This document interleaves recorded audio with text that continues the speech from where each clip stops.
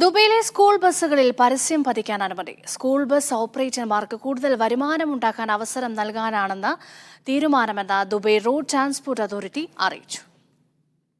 ദുബായിലെ ബിസിനസ് സ്ഥാപനങ്ങളുടെ പരസ്യങ്ങൾ, പ്രമോഷൻ ക്യാമ്പയിനുകൾ എന്നിവ സ്കൂൾ ബസ്സുകളിൽ പതിക്കാനാണ് അനുമതി. സ്കൂൾ ബസ്സുകളുടെ അകത്തും പുറത്തും പരസ്യം പതിക്കാം. സ്കൂൾ കുട്ടികൾക്ക് കൂടി അനുയോജ്യമായ പരസ്യങ്ങളാണ് നൽകുന്നതെന്ന് ഉറപ്പുവരുത്തണമെന്ന് അധികൃതർ പറഞ്ഞു.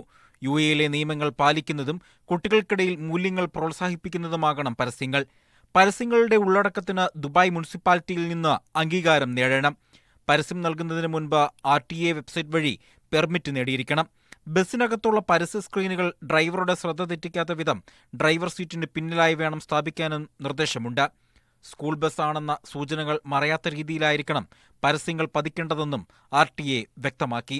Media 1, Dubai.